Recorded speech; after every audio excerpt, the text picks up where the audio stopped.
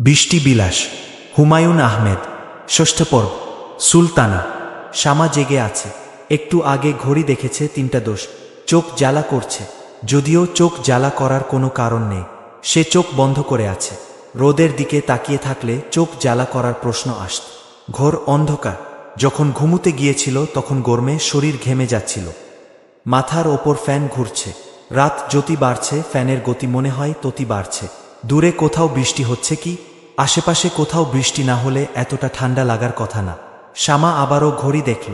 রেডিয়ামের dial দেয়া ঘড়ি। অন্ধকারে বিড়ালের চোখের মতো জ্বলে। এখন বাজছে 3টা বার। মাত্র 2 মিনিট পার হয়েছে। শামার কাছে মনে হচ্ছে অনন্তকাল। অনিদ্রা রোগ মানুষকে এতটা কষ্ট দেয় তা তার জানা ছিল না। তার ছিল বালিশ ঘুম। বালিশে মাথা লাগানো মাত্র ঘুম। আজ একই যন্ত্রণা হলো। আগে চোখ জ্বালা করছিল, এখন মুখ জ্বালা করছে। এই জ্বলুনি কি শেষ পর্যন্ত সারা শরীরে ছড়িয়ে পড়বে?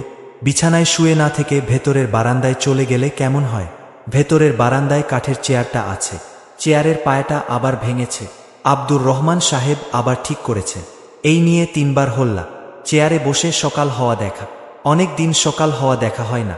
আজ দেখব না তা করা যাবে না। ফজরের আজান হতেই মা বাবা দুজনেই উঠে পড়বেন। তারা অজু করতে এসে দেখবেন তাদের বড় মেয়ে একা একা বারান্দায় বসে আছে। মনের কষ্টে মেয়ে সারা রাত ঘুমুতে পারেনি। তারা দুজনেই খুবই দুঃখিত হবেন। সেটা হতে দেয়া যায় না।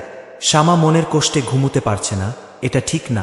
তার মনে কষ্ট নেই, তবে তার খারাপ লাগছে। খারাপ লাগলেই সেই খারাপ লাগাটা অন্যকে দেখাতে হবে কেন? আজ তার জন্যে খারাপ একটা রাত যাচ্ছে। রাতটা কোনো মতে পার করতে পারলে সব ঠিক হয়ে যাবে। একজন লোকের সঙ্গে তার বিয়ে ঠিক হয়েছিল। যে কোনো কারণে বিয়েটা ভেঙে গেছে। এটা এমন কোনো বড় ঘটনা না। এই লোকের সঙ্গে বিয়ে হলে তার এক ধরনের ছেলে মেয়ে হতো, অন্য আরেক জনের সঙ্গে বিয়ে হলে অন্য ধরনের ছেলে মেয়ে হবে। ব্যাস এই তো, এর বেশি আর কি?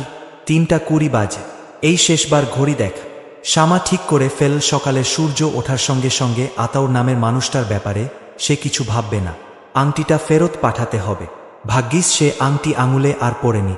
আতাউরের সঙ্গে শেষবার কি শামা কথা বলবে? হ্যাঁ বলবে। শামা হিসেবে বলবে না, এশা হয়ে বলবে। এই একটা ভালো সুবিধা হয়েছে। এশা সেজে সে অনেক কিছু বলতে পারছে। একে বলা হচ্ছে সে কিছুই বুঝতে পারছে না।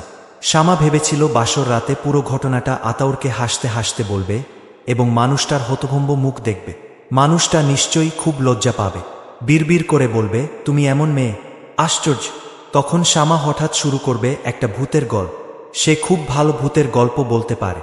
তার নানিজানদের বাড়ির পেছনের জঙ্গলে 12-13 বছর বয়সী একটা মেয়ের ডেড বডি পাওয়া গিয়েছিল। মেয়েটাকে কোথেকে এখানে এসেছে কেউ কিছু জানে না। ফুটফুটে চেহারা, মাথা ভর্তি চুল, ঠোঁটের কোনায় হাসির রেখা। পুলিশ তদন্ত হল, কিছুই বের হলো না। মেয়েটার কবর হলো গ্রামের মসজিদের পেছনের কবরস্থানে। তারপর শুরু হলো যন্ত্রণা। গভীর রাতে মেয়েটার কান্না শোনা যায়। লোকজনদের ফিসফিস করে বলে, এই তোমরা আমাকে কবর দিলে কেন? আমার নাম লীলাবতী। গ্রামের লোকজন অস্থির হয়ে পড়ল। শেষে সবাই মিলে সালিশ করে ঠিক করল কবর খুঁড়ে মেয়েটার ডেড বডি বের করে শ্মশানে নিয়ে পোড়ানো হবে। কবর খোঁড়া হলো। দেখা গেল কবরে কিছুই নেই।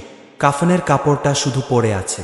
ভূতের গল্প শেষ করে শামা ভয় কাটানোর জন্যে একটা মজার গল্প বলবে। যে গল্প বলবে সেটাও ঠিক কর। গল্পটা সবচেয়ে সুন্দর বলতে পারে ত্রিনা, তবে সে নিজেও খারাপ বলে না। এক পথচারী অন্য একজনকে জিজ্ঞেস করল, ভাই শুনুন, এই রাস্তাটা কি হাসপাতালের দিকে গিয়েছে? উত্তরে সেই লোক বলল, রাস্তার কি অসুখ হয়েছে যে রাস্তা হাসপাতালের দিকে যাবে? গল্পগুজব শেষ হবার পর মানুষটাকে পুরোপুরি চমকে দেবার জন্যে সে বলবে, আচ্ছা শুনুন, অনেক গল্প করা হয়েছে, এখন আমার খুব ঘুম পাচ্ছে। গতকাল রাতেও ঘুমুইনি। ঘুমে আমার চোখ বন্ধ হয়ে আসছে। আমি ঘুমের মধ্যে আপনি কিন্তু আমার গায়ে হাত দেবেন না। ঘুমের সময় কেউ আমার গায়ে হাত দিলে আমার খুব খারাপ লাগে। এই বলেই সে পাশ ফিরে শুয়ে গভীর ঘুমের ভান করবে। লোকটা কি করবে? বাধ্য ছেলের মতো চুপচাপ পাশে বসে থাকবে। আজান হচ্ছে। সুলতানা উঠেছে, রান্নাঘরের দিকে যাচ্ছে। চুলায় চায়ের কেতলি বসিয়ে তিনি তার স্বামীকে ডেকে তুলবেন। দুজনে ফজরের নামাজ পড়ে একসঙ্গে চা খাবেন। তারপর আবার ঘুমুতে চলে যাবে। ঘণ্টা খানিক ঘুমিয়ে আবার উঠবেন। এই ওঠা ফাইনাল ওঠ, আগেরটা সেমিফাইনাল। এই রুটিনের কোনো ব্যতিক্রম শামা তার জীবনে দেখেনি। শামা এবং তার বাবা রুটিনের মধ্যে আটকা পড়ে গেছেন। মানুষ অতি দ্রুত রুটিনে আটকা পড়ে যায়। ভালোবাসাবাসীও কি এক সময় রুটিনের মধ্যে চলে আসে? রুটিন করে একজন আরেকজনকে ভালোবাসে। শ্যামা বিছানায় উঠে বসল। সে ঠিক করল এক কাপ চা নিয়ে ছাদে চলে যাবে। ছাদে হাঁটতে হাঁটতে চা খাবে, চা খেতে খেতে গুছিয়ে নেবে এশা। সে যে আজ কি কথা আতাউর নামের মানুষটাকে বলবে, কথা বলবে কিনা সেটাও ভাবার ব্যাপার আছে। এখন আর কথা বলে কি হবে, তবু সে হয়তো বলবে, কারণ তার কথা বলতে ইচ্ছা করছে। কথা বলতে হবে 9টার আগে। 9টার সময় মানুষটা নিশ্চয়ই অফিসে চলে যাবে। শ্যামা কলেজ বাদ দিয়ে ঘরে বসে থাকতে পারে, মানুষটা পারবে না। তাকে বেঁচে থাকতে হলে অফিস করতে হবে, বেতন তুলতে হবে। সে নিশ্চয়ই রুটিনে ঢুকে পড়া মানুষ। এখন বাবার গলা পাওয়া যাচ্ছে, বাবার অসুখটা তাহলে সেরে গেছে। তিনি রোজ দিনের মতো নামাজ পড়বেন, কোরআন তেলাওয়াত করবেন, তারপর ছোট্ট ঘুমাতে যাবে। ঘুম থেকে উঠে নাস্তা খেয়ে ব্যস্ত ভঙ্গিতে অফিসের দিকে রওনা হবে। তার জীবন আগের মতোই চলবে, শ্যামার জীবনও হয়তো আগের মতোই চলবে। এক সময় আতাউর নামের লোকটার কথা মনেও থাকবে না। অনেক দিন পর তার নিজের মেয়ে বড় হবে। সে তার বান্ধবীর বিয়ে দেখে বাসায় ফিরে মার সঙ্গে গল্প করতে বসবে। তখন হয়তো শ্যামা হঠাৎ করে বলবে, জানিস আমার একজনের সঙ্গে বিয়ে প্রায় ঠিকই হয়ে গিয়েছিল, লোকটার নাম আতাউর। আমি ঠাট্টা করে বলতাম খাউর। তার মেয়ে বলবে, ছিহ, মানুষের নাম নিয়ে ঠাট্টা করা ঠিক না, নামটাতে সে রাখেনি, বাবা মা রেখেছে। শ্যামা বলবে, তা ঠিক, তখন আমার বয়স কম ছিল, ঠাট্টা তামাশা করতে খুব ভালো লাগত। উনার সঙ্গে বিয়ে হলো না কেন? আমার বাবা কোনো খোঁজ খবর না নিয়েই বিয়ে ঠিক করেছিলেন তো। শেষে তিনি জানতে পারলেন কিছু সমস্যা আছে। কি সমস্যা? জানি না কি সমস্যা, বাবা বলেননি। শ্যামা আবারও বিছানায় শুয়ে পড়ল। তার নিজের মেয়েটার কথা ভাবতে ভালো লাগছে। মনে হচ্ছে সত্যি সত্যি তার একটা মেয়ে আছে, এবং মেয়েটা এখন গুটিমুটি মেরে তার পাশে শুয়ে আছে। মেয়েটার গায়ের গন্ধ পর্যন্ত তার নাকে লাগছে। গাঁদা ফুলের পাতা কোচলালে যে গন্ধ আসে সেই গন্ধ। আচ্ছা, মেয়েটার সুন্দর একটা নাম থাকা দরকার না? তার যেমন 2 অক্ষরে নাম, সে রকম 2 অক্ষরের নাম। 2 অক্ষরের নাম হলে নামটা অনেকক্ষণ মুখে রাখা যাবে, টেনে লম্বা করা যাবে। তার নামটা যেমন শ্যামা, আটা অনেকক্ষণ মুখে রাখা যায়, ইচ্ছামতো টেনে লম্বা করা যায়। আচ্ছা, মেয়েটার নাম আশা হলে কেমন হয়? আতাউরের আ আর শ্যামার সা, কি অদ্ভুত কাণ্ড! আতাউর এখন এল কিভাবে? শ্যামা দুহাত দিয়ে কল্পনার মেয়েটাকে ঠেলে সরিয়ে দিল। মেয়েটা উহো বলে চিৎকারও করল, কারণ তার চুলমার বালিশের নিচে আটকে গেছে। এইসব চিন্তার কোনো মানে হয় না। থাক, নিজের মেয়েকে নিয়ে চিন্তাটা আপাতত থাকুক, অন্য কোনো বিষয় নিয়ে চিন্তা করা যাক। মজার কোনো বিষয়, আনন্দের কোনো বিষয়। শ্যামার ঘুম পাচ্ছে, এখন আর ঘুমুতে ইচ্ছা করছে না। এখন ঘুমিয়ে পড়লে 10টার আগে আর ঘুম ভাঙবে না। আতাউরকে টেলিফোন করা যাবে না, টেলিফোন করতেই হবে। এশা সেজে টেলিফোন, পর্দার আড়াল থেকে কথা বলা, এই মজার টেকনিকটা শ্যামা তার মেয়েকে শিখিয়ে দিয়ে যাবে। শ্যামার ঘরের দরজায় কে যেন হাত রাখ। দরজার কড়ায় সামান্য শব্দ হল, তারপরই সুলতানার গলা শোনা গেল। তিনি কোমল স্বরে বললেন, শ্যামা, চা খাবি? শ্যামা বলল, হ্যাঁ, আয়, তোর বাবার সঙ্গে চা খা, তোর বাবা তোকে ডাকছে। শ্যামা দরজা খুলে বের হল, মার দিকে তাকিয়ে বলল, আমি যে জেগে আছি তুমি জানতে? সুলতানা বললেন, হ্যাঁ। কিভাবে জানতে? আমার দরজা ভেতর থেকে বন্ধ, আমি কোনো সারা শব্দ করিনি। সুলতানা ছোট্ট নিঃশ্বাস ফেলে বললেন, তোরা 3 ভাই বোনের যে কোনো একজন জেগে থাকলে বুঝতে পারি। আমার নিজেরও তখন ঘুম হয় না। তাদের মধ্যে সবচেয়ে বেশি রাত জাগে এশা। বাবা আমার সঙ্গে চা খেতে চাচ্ছেন কেন? মনে হয় কিছু বলবে। বিয়ে যে ভেঙে গেল কেন ভাঙ, এইসব হয়তো তোকে বলবে। আমি বাবার কাছ থেকে কিছু শুনতে চাচ্ছি না, তুমি শুনে না। তারপর যদি ইচ্ছা করে আমি তোমার কাছ থেকে শুন, ইচ্ছা না করলে শুনবো না। সুলতানা মেয়ের কাঁধে হাত রেখে বললেন, বাবা ডাকলে কখনো না করতে নে। তোকে ডেকেছে, তারপর যদি না যায় তাহলে মনে কষ্ট পাবে। মার মনে কষ্ট দিলে কিছু হয় না, কিন্তু বাবার মনে কষ্ট দিলে তার ফল খুব খারাপ হয়। আব্দুর রহমান সাহেব শ্যামাকে দেখে একটু নড়ে চড়ে বসলেন। তার হাতে চায়ের কাপ, কাপে চুমুক দিতে যাচ্ছিলেন। চুমুক না দিয়ে কাপ নামিয়ে নিয়ে মেয়ের দিকে তাকিয়ে হাসলেন। শ্যামা বলল, তুমি কিছু বলবে? আব্দুর রহমান সাহেব নরম গলায় বললেন, দাঁড়িয়ে আছিস কেন? আগে বস, তারপর বলি। শ্যামা বস। আব্দুর রহমান সাহেব নিজেই মেয়ের হাতে চায়ের কাপ তুলে দিতে দিতে বললেন, আমি হলাম বোকা মানুষ। আমি নিজে বোকা, তার মাও বোক। 2 বোকা মিলে বিরাট ভুল করে ফেলেছি। এই ভুলের মা বাপ নেই, খোঁজ খবর না নিয়ে তার বিয়ে ঠিক করে ফেললাম। ছেলেও আসা যাওয়া শুরু কর। কি অবস্থা? শ্যামা বলল, আসা যাওয়া শুরু করেনি বাবা, একদিনই এসেছিল। সেই একদিন আসাটাও তো ঠিক না। তোর মা যত্ন করে আবার ভাতও খাইয়েছে। তুই আবার তাকে নিয়ে নিউ মার্কেটে বান্ধবীর জন্যে উপহার কিনতে গেলি। তোর মার কাছে শুনেছি এক রিকশায় গিয়েছিস। কি ঘৃণাকর অবস্থা!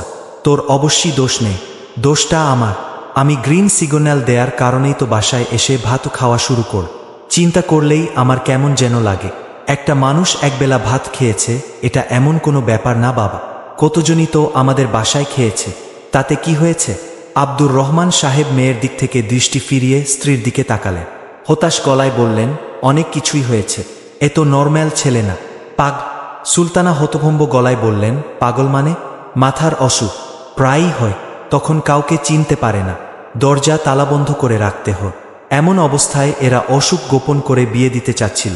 মানুষের ধারণা আছে না, বিয়ে দিলে পাগল ভালো হয়, তাই ভেবেছে কাউকে কিছু না জানিয়ে বিয়ে দিয়ে দেবে, পাগল ভালো হয়ে যাবে। আমার মেয়ে হবে পাগল ভালো করার ট্যাবলেট। এই ছেলের আগেও একবার বিয়ে ঠিকঠাক হয়েছিল, পানচিনি হয়েছে। মেয়েপক্ষ খবর পেয়ে পরে বিয়ে ভেঙে দেয়।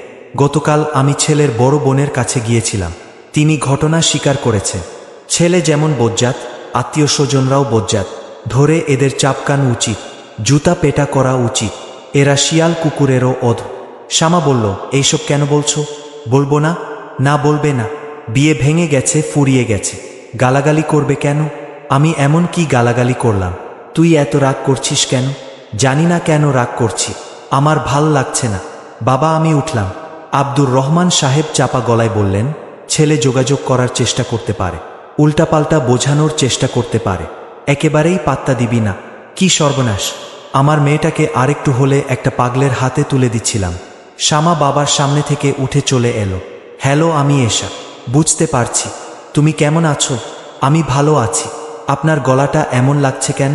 মনে হচ্ছে আপনি না, অন্য কেউ কথা বলছে। আমার মন ভালো নেই। মন ভালো না থাকলে আমার গলার স্বর বদলে যায়। মন ভালো নেই কেন? বিয়ে ভেঙে গেছে বলে? আতাউর জবাব দিল না। শ্যামা কিছুক্ষণ জবাবের জন্যে অপেক্ষা করল। জবাবের জন্যে অপেক্ষা করে ভালই হল্লা। পরের প্রশ্নটা কি করা যায় ভাবার সময় পাওয়া যাচ্ছে। কঠিন কঠিন কিছু প্রশ্ন করা উচিত। কঠিন প্রশ্নগুলি মাথায় আসছে না, বরং উল্টোটা হচ্ছে। শ্যামার গলা ভার ভার হয়ে আসছে। জি, তোমরা সবাই আমাকে খুব খারাপ ভাবছ তাই না? আমি ভাবছি না, তবে অন্যরা ভাবছে। তুমি ভাবছো না কেন? কারণ আমি আপনাকে খুব ভালো কখনো মনে করিনি। বাবা মনে করেছেন, এই জন্যেই বাবা মনে কষ্ট পাচ্ছেন। আর আপা খুব কষ্ট পেয়েছে। সে অবশ্যই কষ্টের কথাটা কাউকে বলেনি, কিন্তু আমি বুঝতে পারি। ও আচ্ছা, আমি বয়সে অনেক ছোট, কিন্তু আমি কি আপনাকে একটা উপদেশ দেব? আপনার বিয়ে করা উচিত হবে না। আপনি হয়তো মোটামুটি ধরনের অসুস্থ না, বেশ অসুস্থ। আমার কথা কি ভুল? না, ভুল না। আমি যখন অসুস্থ হই, বেশ ভালোই অসুস্থ হই। আমাকে তালাবন্ধ করে রাখতে হয়। অসুখটা সেরে গেলে পুরনো অনেক কিছু ভুলে যায়। এই অসুখ সারবে, ডাক্তাররা কি এমন কথা বলেছে? না, বলেননি, বরং উল্টোটা বলেছেন বয়সের সঙ্গে সঙ্গে অসুখটা বাড়বে। অসুখের ব্যাপারটা গোপন করাটা কি আপনার ঠিক হয়েছে? না, ঠিক হয়নি, খুব অন্যায় হয়েছে। অন্যায়টা করলেন কেন? তোমার আপাকে দেখে মনে হলে আমার অসুখটা সেরে গেছে, আর কোনোদিন হবে না। যে অসুখ হবে না, আগ বাড়িয়ে সে অসুখের কথা বলতে ইচ্ছা করল না।